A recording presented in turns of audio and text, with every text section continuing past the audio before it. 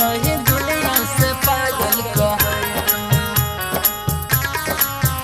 जदी ओकरा से दिल नहीं लगे नहीं दुनिया से पागल कहे सिंगिंग बाय विपिन दीवाना। नहीं दुनिया से पागल कहे हो जदी ओकरा से जदी ओकरा से दिल नहीं लगई तो नहीं दुनिया से पागल कहई तो जदी ओकरा से दिल नहीं लगई तो नहीं दुनिया से पागल कहई तो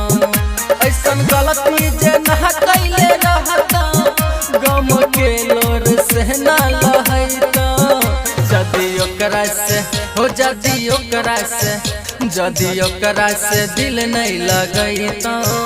नहीं दुनिया से पागल कहई तो जदी ओकरा से दिल नहीं लगई तो नहीं दुनिया से पागल कहई तो नहीं दुनिया से पागल कहई सिंगिंग बाय विपिन दीवाना। जदी ओकरा से दिल नहीं लगई तो नहीं दुनिया से पागल कहई आज भेलिए बेगाना जवाना से रे गलिए घरों से और घराना से रे हम नहीं जानलिए ऐसन करते रे दिलवा में हमरा गम भरते रे आज भेलिए बेगाना जवाना से रे गलिए घरों से और घराना से रे हम नहीं जानलिए ऐसन करते रे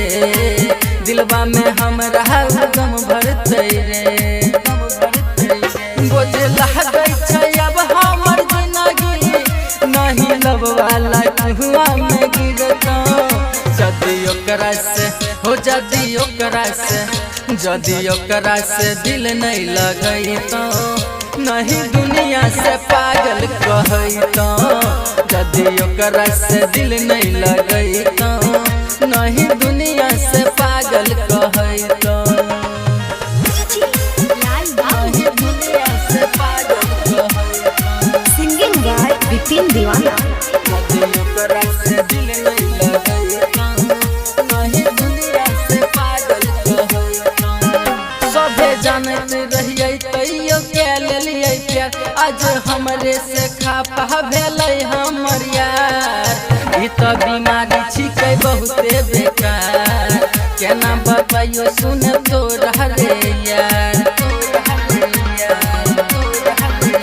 सभे जानत रहिए तैयो के लेलिए प्यार आज हमरे से खापा भेलै हमर यार ई तो बीमारी छिकै बहुते बेकार केना बताइयो सुन तोरा रे यार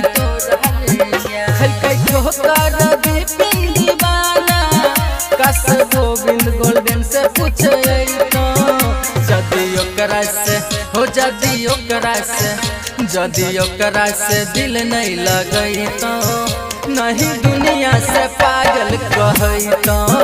जदी ओकरा से दिल नहीं लगई तो नहीं दुनिया से पागल कहई तो Aishwarya digital recording studio Samastipur.